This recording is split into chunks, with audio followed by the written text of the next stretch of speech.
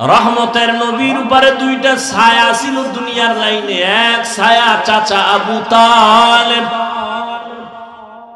আর এক ছায়া হলো তার সহধর্মিনী আম্মা জান খাদিজাতুল কুবরা রাদিয়াল্লাহু আনহা। কেমন কঠিন!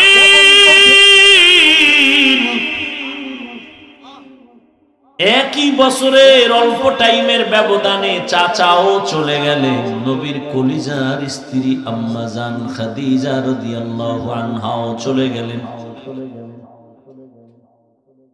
ওদিকে এমন একটা জায়গায় নবীরে পাঠাইলেন, এমন একটা সমাজে, যেই সমাজের মানুষগুলো পৃথিবীর নিকৃষ্ট লম্পট চরিত্রহীন। আরে মসজিদের পাশের মানুষগুলো অন্য মানুষের তুলনাতে একটু লাইনে থাকে। মসজিদ তো, খবরদার জোরে সাউন্ড দিয়ে গান বাজাইস না, এটা নিয়ম আছে না। মসজিদের দূরের মানুষের তুলনায় পাশের মানুষ একটু ভালো থাকে। জমিনের মধ্যে আল্লাহ শ্রেষ্ঠ মসজিদ বানাইলেন বাইতুল্লাহ। ইন্না আউওয়ালা বাইতিন উযিআ লিন-নাসি লাল্লাযী বিবাক্কাতা মুবারাকান ওয়া হুদা, মুবারাকান ওয়া হুদাল লিল আলামিন।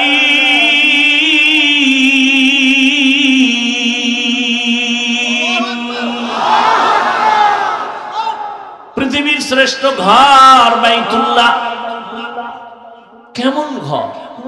এই সব ঘর মসজিদ কার ঘর? নোয়াখালীর কেন্দ্রীয় মসজিদ কার ঘর? বাইতুল মুকাররম মসজিদ কার ঘর? সব মসজিদ আমার আল্লাহর ঘর, তবে বাইতুল্লাহর মর্যাদা অনেক বেশি।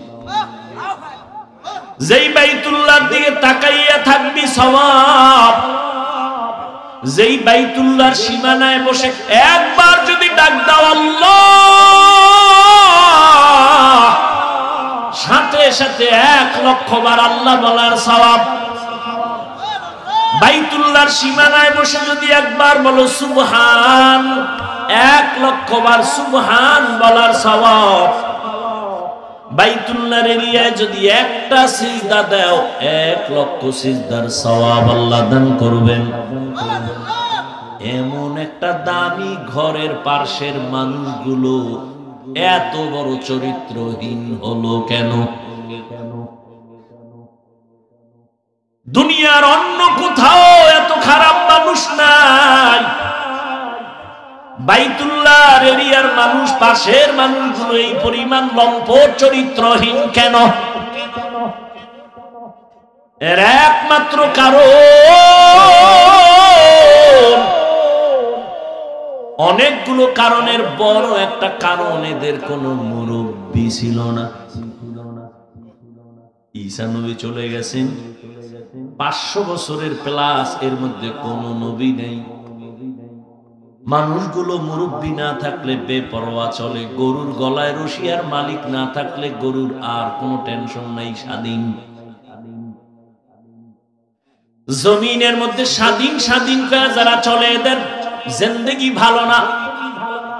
আকাশে স্বাধীনভাবে পাখি উড়ে, কোনো দাম নাই। খাঁচার মধ্যে যেটা আটকায় গেছে ওটার মূল্য বেড়ে গেছে।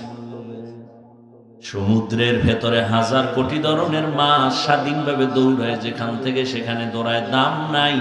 জালের মধ্যে আটকায় গেছে, বাজারে উঠছে, দাম বেড়ে গেছে। রাস্তায় কুকুর ঘুরে, কোন কুকুরের দাম নাই। মালিকের শিকল যেই কুকুরের গলায় লাগানো, কুকুরের দাম বেড়ে গেছে। জঙ্গলের হাজারো প্রাণীর কোনো মূল্য নাই, স্বাধীন। কিন্তু যেই প্রাণীটা মালিকের খাঁচায় আটকায় গেছে, চিড়িয়াখানার মধ্যে গেলে, তার ওখানে গেলে টাকা লাগে, দাম বেড়ে গেছে। ঠিক ও বৃহত্তর নোয়াখালীর মুসলমানেরা, স্বাধীনভাবে তুমি চলবা, কোনো মূল্য নাই। কালেমার রশি গলায় লাগায় রসুলের তরিকায় আলেম রে মাইনা চলবা, তোমার দাম এতটাই বাড়বে, নূরের সৃষ্টি ফেরেশতার থেকেও বেশি। ভাইরা আমার, বাইতুল্লাহর মানুষ খারাপ কেন? কি কোন মুরব্বী নাই, কোন আল্লাহর নবীও আসেন নাই। যখনই মুরব্বী হইয়া রহমতের নবী আসলেন,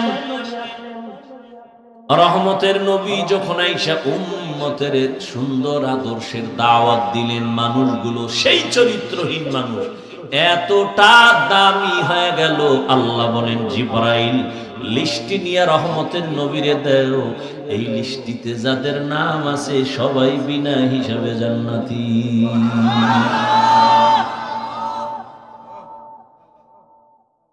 বিদায় বেলা রহমতের নবী চ্যালেঞ্জ দিয়ে গেছেন, ও উম্মতেরা, দুটো জিনিস রেখে যাই, ধরেরা যদি রাখতে পারো তোমাদের সম্মানও যাবে না, ঈমানও যাবে না। قال رسول الله صلى الله عليه واله وسلم, এই ওই জায়গায় একটা লোক, ও মনে হয় যায় না, ভয়ে যাও বাবা, ওই যে উঠছিল গেছে না, আবার ওখানে ভেজাল লাগাই সব নষ্ট করো না, তোমার সমস্যা থাকলে যাও। এটাই তো দুনিয়ার পরীক্ষা। সিনেমা হলের দরজাও খোলা, মসজিদের দরজাও খোলা, ওদিকে জাহান্নামের মার্কেট বাজারও চলতেছে, এটা জান্নাতের মার্কেটও চলতেছে, পরীক্ষা চলতেছে, কই ঢুকবি? হ্যাঁ, ওখানে দোকানপাট চলে, ওখানে খেলনা, ওখানে বেলুন, ওখানে নারী, ওখানে পুরুষ, ওখানে যুবক যুবতী, অবাধে কবিরা গুনাহ চলতেছে দোকানপাটে, চলে না? এখানে জান্নাতের বয়ান চলতেছে, ওখানে জাহান্নামের বাজার মিলাইছে ওয়াজ উপলক্ষে, ওয়াজ উপলক্ষে জাহান্নামের বাজার না, ওটাও জান্নাতের বাজার। যদি তাই হয় তাহলে ওয়াজ উপলক্ষে দরকার কি বাজারে? দুই একটা খানা দানার দোকান থাকতে পারে, দূরের মানুষ আসবে, ক্ষুধা লাগবে, খাবে। খেলনার দোকান কেন? বেলুনের দোকান কেন? সেখানে আবার এমন দোকান কেন? বেপর্দা নারী ঢুকবে, পুরুষ ঢুকবে, এই কবিরা গুনার দায়ভার কে নিবে? বলে গেলাম এখানে না, সারা দেশের হালাত বড় খারাপ। ওই যে শুরুতেই বলেছিলাম, বলবে হুজুর বাদ দেওয়া, কাম বাদ দেওয়া যাবে না। ওয়াজে আসছে, বেলুন কিনছে, বেলুন, প্লাস্টিকের মাছ, মোনাজাতের পরে কান্দে লইয়া ঝুলায় ঝুলায় বাড়ি যাবে। ম্যাডাম কইবে ওয়াজের তে কি পাইছো? বলে বেলুন মোনাজাতে কবুল হয়ে গেছে, নিয়ে আইছি। হাসো, হাসো কেন? তারও কিন্তু কারণ আছে। ১৫০০ বছর আগে নবী বলে গেছেন, লা ঈমানা লিমান লা হায়া আলা, যাদের লজ্জা নাই ওদের ঈমান নাই। পাগলের কোন লজ্জা আছে নি? এজন্য হাসে, আবার কান্দে, আবার দৌড় দেয়। অথচ আমি এখানে এতক্ষণ পর্যন্ত যতটা কথা বলছি, একটাও হাসির কথা বলি নাই। আল্লাহ হেদায়েত দান করুন, আল্লাহ আমারে করুন। আপনাকে হেদায়েত লাগলে আপনারা চাইয়া লইন, নিজের জন্যই বেতাল অবস্থায় আছে। ভাইরা আমার,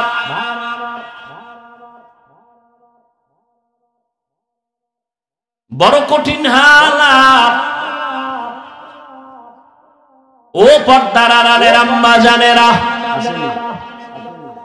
আছে নোয়াখালীর মহিলারা ওয়াজ শুনে কি শুনবে? হেরা যে আয়ার ডাইনে বামে কতটি ক্যাসেট লইয়া,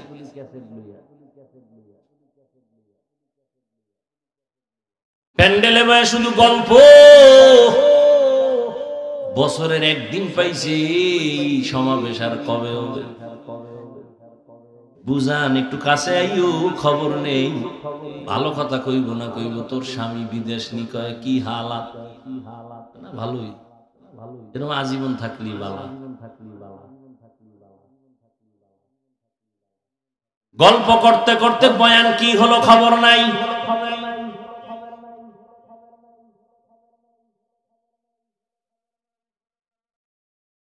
বয়ানের প্রয়োজনীয়তাই মনে করে না, গল্প করে করে আসছে, আবার বাসায় যাবে।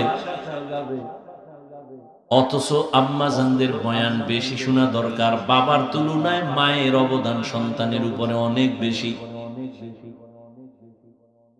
এরে আম্মাজান, এই জমিনের মধ্যে আপনারাই হলেন বড় দামি। জমিনে যত নবী আল্লাহ পাঠাইছেন সব মায়ের সন্তান। আরে আম্মা জান, আপনারা সাহাবায়ে কেরামদের মায়ের মতোই দামি মা। আলেম হাফেজে কোরআনদের মায়ের মতো দামি।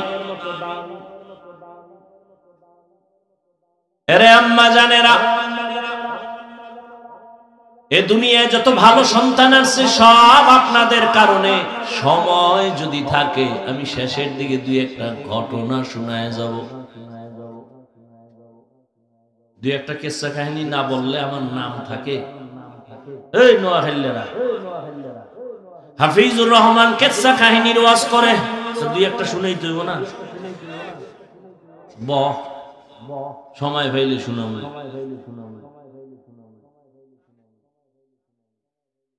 তবে শুনিয়া রাখিস রে নোয়াখালীর যুবক,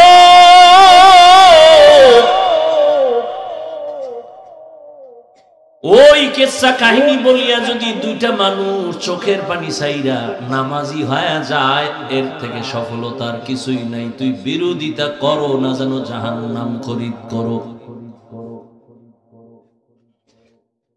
আর একটা কথা বলে যাই, পারলে মনে রাখিস, জাহেল কোরআন হাদিস সম্পর্কে কি বুঝবি? তোর কলবটা নষ্ট হয়ে গেছে। নিজের গুনার দিকে তাকাও না, অন্যের ভালো সহ্য করতে পারো না। চোখ নষ্ট, কলিজা নষ্ট, অন্তর নষ্ট। জমিনের মধ্যে যত বড় কিসসা কাহিনীর কিতাব আছে, শ্রেষ্ঠ কিসসা কাহিনীর কিতাবের নাম কোরআন।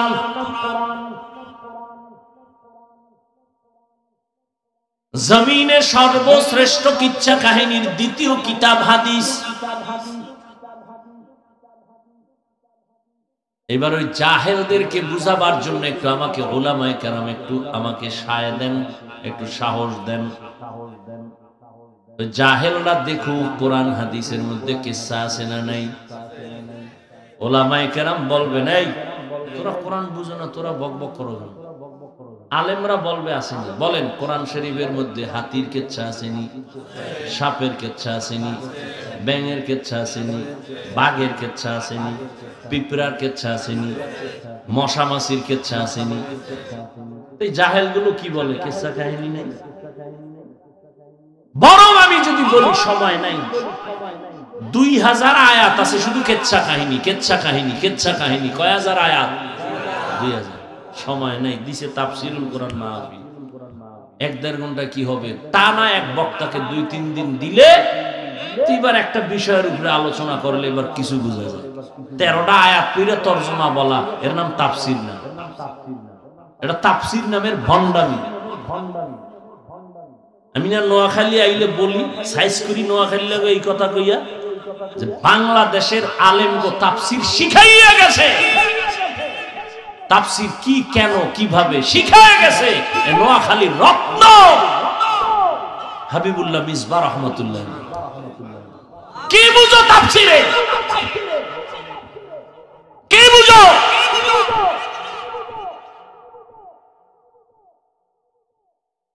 বিসমিল্লাহর বা নিয়ে আলোচনা করলে 3 দিন চলে যাবে। কি বুঝো তাফসিরে? বয়ে বয়ে গুনো কলম দিয়ে কয়টা আয়াত কইছে না? কে শিখাইছে তাফসির?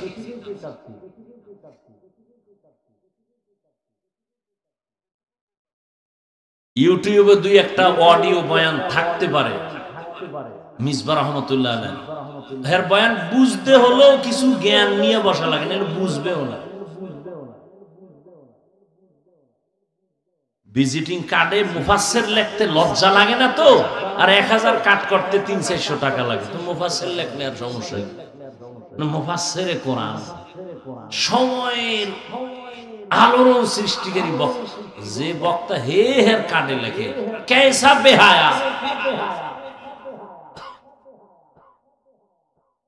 কপাল কেমন পড়া পড়ছে, নিজের প্রশংসা নিজে করে, মুফাসসিরে কোরআন।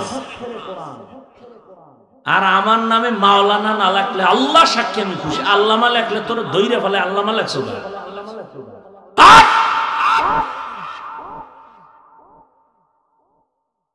দেখি টাইটেল টুইটেল সারা দিয়ে আল্লাহ সম্মান দেয়নি। সম্মান দেওয়ার মালিক টাকা না আল্লাহ? তো টেনশন কিসে? এই বেটা নোয়াখালী বাবারা ধমক দিয়ে বলি, মোহাব্বতে বলি, রাগ করো না, মাপ চাই পায়ে ধরে। তোমরাই তো বলো হাফিজুর রহমানের এলেম নাই, কিছু নাই, আইসো কেন? তো প্রশ্ন তোমাকে করব, আসছো কেন? তুমি না এই সিফাসা ভাই আওয়াজ দিছো যে ওয়াজে যায় লাভ নাই, কিচ্ছা কাহিনী কয়, এলেম নাই, কিছু নাই, এই নাই সেই, তো তুমি আসছো কেন?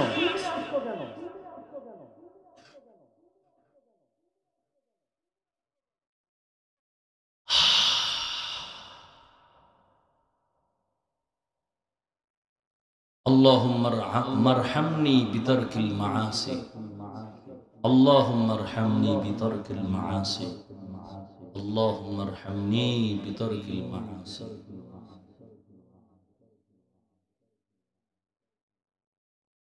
কি যুবকরা কিসসা শুনবি? সোনাবন্ধের গান গাই না আমরা, ওই কিসসা বলি যা শুনলে মানুষের দিল নরম হয়, চোখে বানিয়ে আসে। আমরা সোনাবন্ধের গান গাই না। জিন্দগি মে বন্দগি তু করনা হে, जिंदगी में बंदगी तू करना है, जिंदगी बे बंदगी शर्मिंदा है,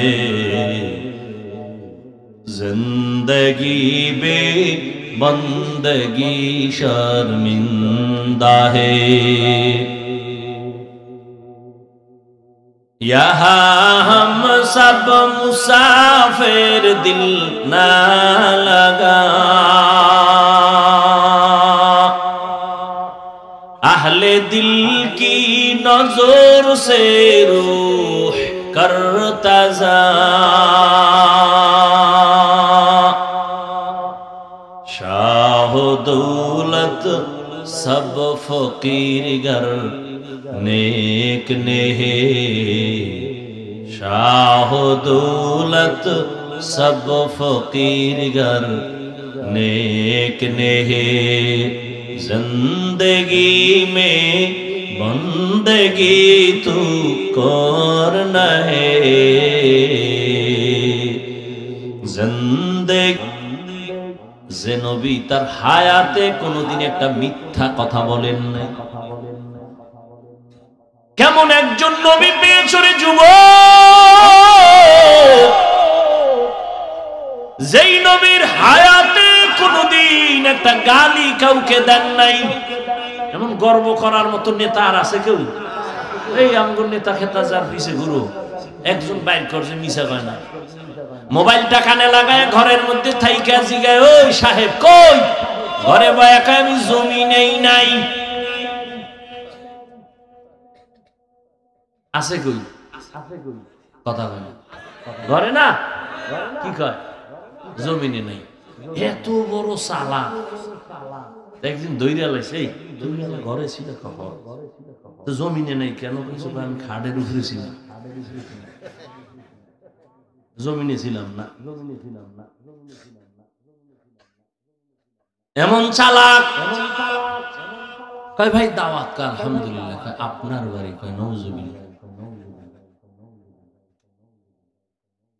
কেমন একজন মায়ার নবী, রহমতের নবী আমার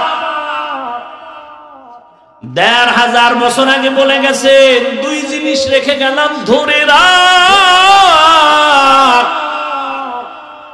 জীবনে ঈমান যাবে না, সম্মান যাবে না।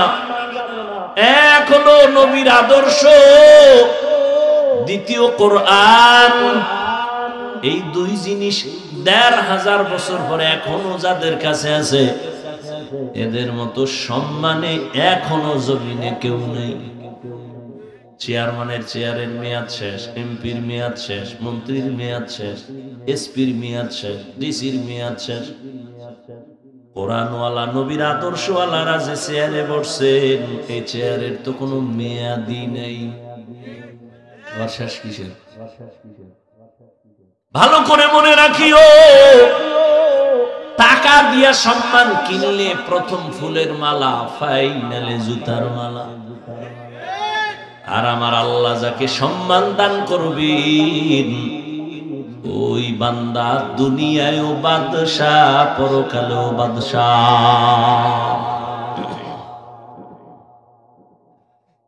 এরে নবীরা আশিক, কেমন একজন নবী আল্লাহ আমাদের দান করেছেন, যে রহমতের নবী জীবনে গালি দিবেন দূরের কথা, হাজারো গালি শুনছেন, একটা গালির জবাবও দেন নাই। আরো আশ্চর্য কথা, কেমন মায়ার নবী আমার, জীবনে কোনদিন মায়ার নবী চোখ মোবারক দুইটা গরম করে কারো দিকে তাকান নাই, চোখ গরম করে তাকান নাই। কেমন মায়ার নবী, রহমতের নবী সাহাবায়ে কেরামদের সামনে বললেন, তোমরা মরণের কত কাছে মনে করো, আপনাদের ধৈর্য যাইতেছে শেষ হইয়া। শুরুতে না বলছি বয়ান কি এটা এলেম আমলের বাহাদুরিতে করা যায়?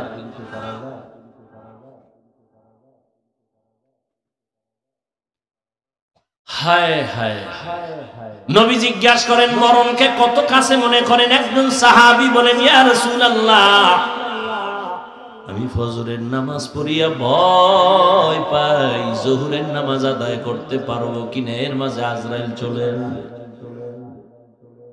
আর একজন সাহাবী বললেন, ইয়া রাসূলুল্লাহ, আমি জোহরের নামাজ আদায় করিয়া ভয়ে থাকি, আসরের নামাজ আদায় করতে পারবো কিনা, এর মাঝে না জানি আজরাইল এসে আমার রূহটা নিয়ে যায়। আর একজন সাহাবী বলেন, ইয়া রাসূলুল্লাহ, আমি আসরের নামাজ আদায় করিয়া অপেক্ষা আর ভয়, মাগরিবের নামাজ আদায় করতে পারি কিনা, এর মাঝে আজরাইল চলে আসবে, এই ভয়ে থাকি। রহমতের নবী বললেন, আপনারা তো মরণকে অনেক দূরে মনে করেছেন, মরণ তো এত দূরে না, আরো কাছে। ইয়া রাসূলুল্লাহ, কেমন? কয়, আমি মনে করি নামাজ শেষ, ডান দিকে যখন আমি সালামটা ফিরাই, আমি ভয় অস্থির থাকি, বাম দিকে সালাম ফিরানোর আগে আজরাইল এসে হাজির হয়ে যাবে।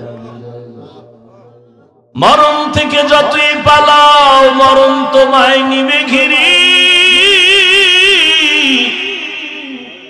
যদিও সুদূর আকাশ পানে লুকাও, সেথায় লাগিয়ে সিঁড়ি। নদী পথে নৌকা চালাও ও মাঝি ভাই, বেলা ডোবার আগে আমি পার উঠতে চাই, ডুবে গেলে বেলা রে আর উঠে না, ভেঙ্গে গেলে মেলা রে আর জমে না।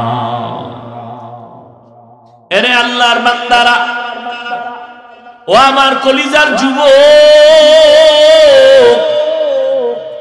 আমি তোমাদের হুজুর বানাবার জন্য আসি নাই, আমি একবারও কিন্তু বলি নাই এবং বলবো না যে আমি পাঁচকল্লি পড়েছি, তুমিও পড়ো। আমি কওমি মাদ্রাসার সন্তান, তুমিও কওমিতে যাও, বলি নাই, বলবো না, ভয় পাইও না। আমি দাওয়াত ও তাবলীগের লাইনের সন্তান, আমি পীরের মুরিদ, একবারও বলি নাই, বলবো না। তুমি তাবলীগে যাও, তুমি পীরের কাছে যাও, কি বলবো একটু খেয়াল করে শুনো রে বাবা। তুমি স্কুলে পড়ো, কলেজে পড়ো, চাকরি করো, ব্যবসা করো, ধন্যবাদ ধন্যবাদ ধন্যবাদ, শুধু ধন্যবাদই না। আমি বলবো, এই যুবকেরা, স্কুল ছাড়িস না, কলেজ ছাড়িস না, লেখাপড়া করে ডাক্তার হও, ইঞ্জিনিয়ার হও, প্রফেসর হও, ব্যবসায়ী হও, চাকরিজীবী হও, তবে ছোট একটা দাবি আমার, বেয়াদব হইও না রে বাবা। বলতে পারো হাফিজ ভাই বেয়াদব হব না, তার ব্যাখ্যা কি? 3 জায়গায় বেয়াদবি করবা না, মরার আগে জীবন নষ্ট হয়ে যাবে।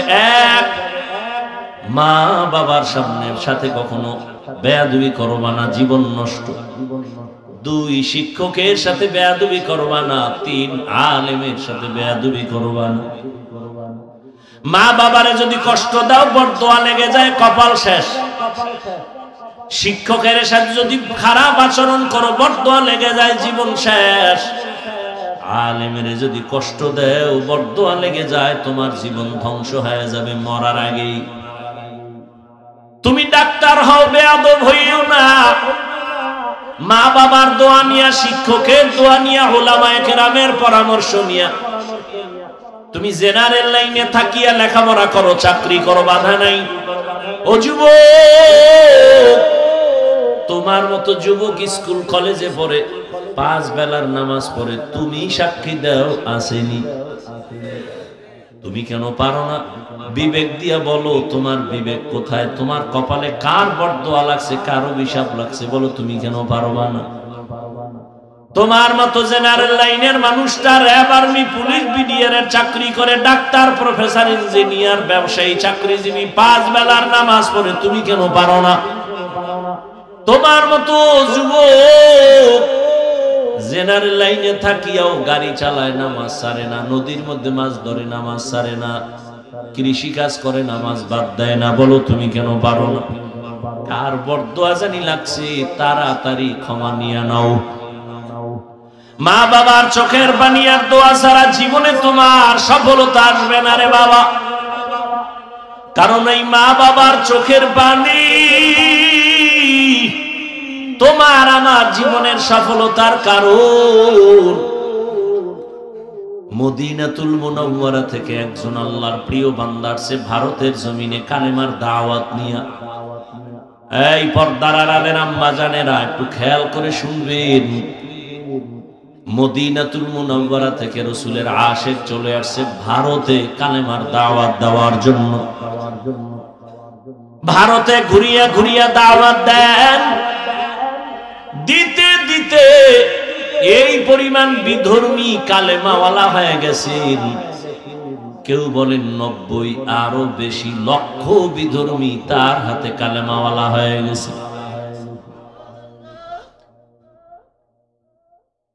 আনন্দিত অন্তর ভরা, সবাই তার নাম জানেন। এমন আল্লাহর প্রিয় বান্দা, রাসূলের আশিক খাজা মুঈনুদ্দিন চিশতি আজমিরি রহমাতুল্লাহি আলাইহি। খাজা মুঈনুদ্দিনের মন বড় খুশি। আম্মা জানের সামনে বসলেন। মা বলে, এই মুঈনুদ্দিন, তোর অন্তরে এত আনন্দ কেন? মুঈনুদ্দিন চিশতি আজমিরি বলেন, আম্মা জান, আপনার দোয়া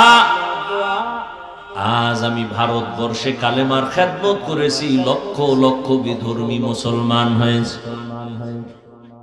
মা ডেকে বলেন, মুঈনুদ্দিন, এগুলো তোমার বাহাদুরি না, আমি মায়ের অবদান। কার অবদান? এরে যুবক,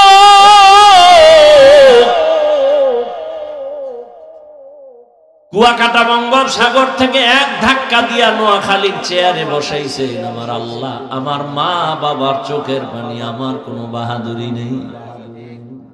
যেই আল্লাহ চেয়ারে বসান, ওই আল্লাহ যদি বেজার হয় চেয়ার থেকে ফালাইয়াও দিতে পারেন। এই কারণেই তো জান্নাতের টিকিট পাইয়াও আবু বকর নামাজে কান্নার আওয়াজ।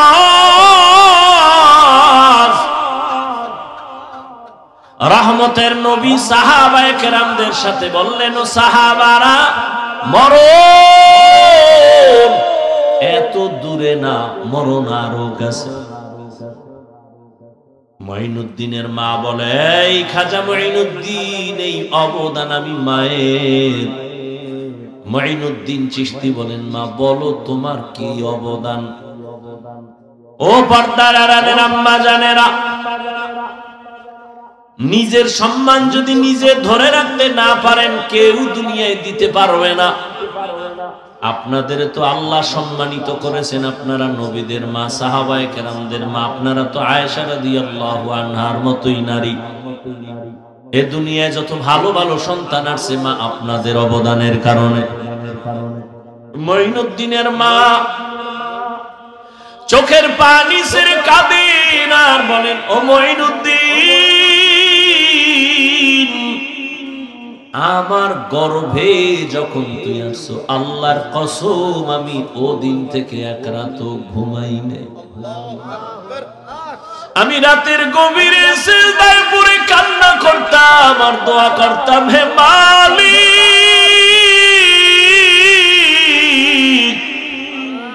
আমার গর্ভের সন্তানটাকে তুমি তোমার খাস ওলি বানাইয়া পাঠাইয়া দাও রে আল্লাহ। মায়ের দোয়া কত দামি রে যুবক। মা দোয়া করলে আর সে আজিমের দরজা দিয়া চলে যায়। ওই মা কত চোখের পানির কারণে আজকে আমি চেয়ারে বসছি রে বাবা। আমার পিছনে মায়ের কত কান্না, কত ত্যাগ আর কত কষ্ট। এরে সন্তানেরা যদি বুঝদি, চামড়া খুলিয়া জুতা বানায় দিতি, মায়ের সাথে বেয়াদবি করতি না রে বাবা। মা আমি যেদিন দুনিয়াতে আসছি রে যুবক, তুমি যেদিন দুনিয়াতে আসছো প্রসব বেদনায় মা পাগল। মা যেই মায়ের কণ্ঠ ঘরের বাইরে যায় না, কিন্তু আমি দুনিয়াতে আসার সময় মায়ের এত ব্যথা বেদনার চিৎকারের আওয়াজ বাইরের পাশের বাড়ির মা বোনরা ঘুমাইতে পারে নাই। আমার দাদি নানি মায়ের ঠান্ডা করে বুঝায়, মা কাঁদে আর বলে, মনে হয় মরিয়াই যাব, সাত আসমান আমার মাথায় চেপে। এক পর্যায়ে মা পাগলের মতো বেহুশ হইয়া যায়, আবার কান্না করে। হঠাৎ মা বলে, ও শাশুড়ি, ও মা চলে যাও, 5টা মিনিটের জন্য আমার স্বামীকে একটু আমার কাছে আসতে দাও। আমার আম্মা জান আব্বা জানের পাইয়া হাতটা ধইরা চোখের পানি ছেড়ে বলে, স্বামী, মা বাবার মায়া ত্যাগ করে তোমার ঘরে আসছি, খাইয়া না খায়া তোমার সংসার কাটাই না, আজ তুমি আমারে মাফ করে দেও। যেইভাবে খেদমত করা দরকার পারি নাই, মরে যাব, দোয়া করি। বাবা বলে, ও বিবি এত অধৈর্য কেন? বলে, 7 আসমানের চাপ আমার মাথায়। এই প্রসব বেদনায় কত নারী দুনিয়া থেকে চলে যায়। ও স্বামী, আমিও বাঁচবো না, দোয়া করিও। বাবা একটা দূর দিয়া ওযু বানাইয়া যায় না, মাঝে গিয়া কান্না করে, ও আল্লাহ, আমার বিবির হেফাজতের জিম্মাদারি হয়ে যাও। এরে সন্তানেরা, খাজা মুঈনুদ্দিনের মা কান্না করে আর বলে, রে মুঈনুদ্দিন, রাতের গভীরে যায় নামাজে চোখের পানি, এক রাতও আমি কান্না ছাড়া কাটাইতাম না। ওই টাইম তো বড় আরামের, আল্লাহর সাথে কথা বলার নির্জন টাইম।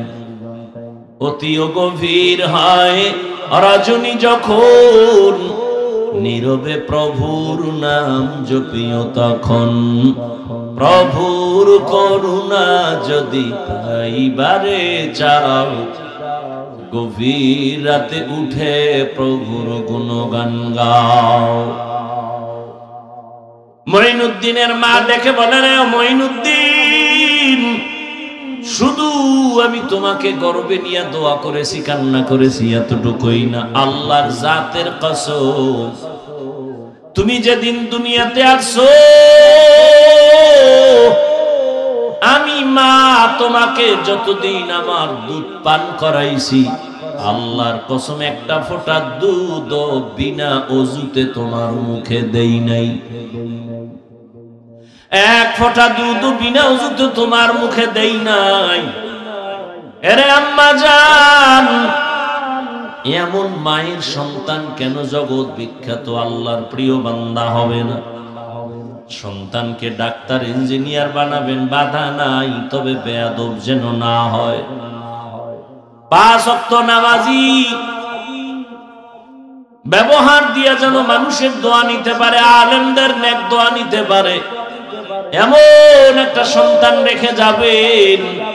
ও আমার কলিজার যুবক বাবারা, কয়দিন দুনিয়ায় বাহাদুরি করবা? তোমার আমার চোখের সামনে কত যুবক চলে গেল।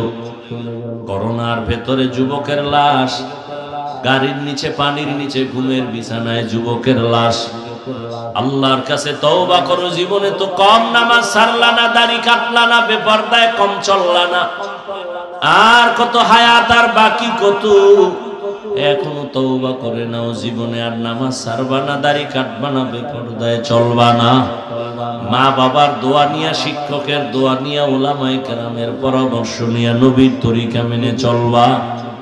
আল্লাহ সবার যদি মন্তর দিয়ে তওবা করতে পারো, আল্লাহ রহমতের নজর দিয়া সবার গুনাহগুলো মাফ করে দিবেন। হেদায়েতের মালিক আল্লাহ। জানি না কার কপাল ওমরের মতো কবুল হয়ে যাবে, আর কপালটা আবু জাহালের মতো খারাপ হয়ে যাবে। কে যেন এত বয়ান শুনিয়াও দিল নরম হবে না, কান্না আসবে না, তওবার নিয়ত করবে না, আবার ওমরের মতো কপালওয়ালা না জানি গুনার কথা স্মরণ করে চোখের পানি ছেড়ে কান্না করে তওবা করবে, আর আমার আল্লাহকে ডাক দিবে, আল্লাহ জীবনে তো কম নামাজ ছাড়ি নাই, আর নামাজ ছাড়বো না, দাড়ি কাটবো না, বেপরদায় চলবো না। এরকম ওমরের মতো মেজাজ নিয়ে যদি তওবার নিয়ত অন্তরে জমা করতে পারো রে বাবা, হায়াতের মালিক আল্লাহ, ইজ্জতের মালিক আল্লাহ, রিজিকের মালিক আল্লাহ, ওই আল্লাহর মোহাব্বত নিয়া, মা বাবার দোয়া নিয়া, শিক্ষকের দোয়া নিয়া, উলামায়ে কেরামের পরামর্শ নিয়া চলবা নবীর তরিকায়। জীবনে আর নামাজ ছাড়বা না। তওবা করার খাঁটি নিয়ত যদি হয়, দুটো হাত আমার আল্লাহকে দেখাইয়া দাও। আয় আল্লাহ, হাতগুলো কবুল করে নেন, তওবা কবুল করে নেন, তওবার উপরে মজবুত হইয়া চলার তৌফিক দান করেন, আমিন। আলহামদুলিল্লাহি রাব্বিল আলামিন, ওয়াসসালাতু ওয়াসসালামু আলা সাইয়্যিদিল আমবিয়াই ওয়াল মুরসালিন ওয়া আলা আলিহি ওয়া আসহাবিহি আজমাইন। ইয়া আরহামার রাহিমিন, ইয়া আরহামার রাহিমিন, ইয়া আরহামার রাহিমিন। রব্বিরহামহুমা কামা রব্বায়ানি সগীরা। اللهم إنك عفو كريم تحب العفو فاعف عنا.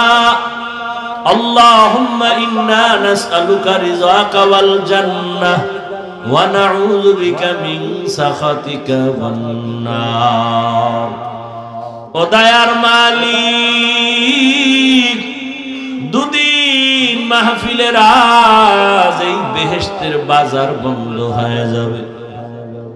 কত উলামায়ে কেরাম, মুরব্বি, হাজী সাহেব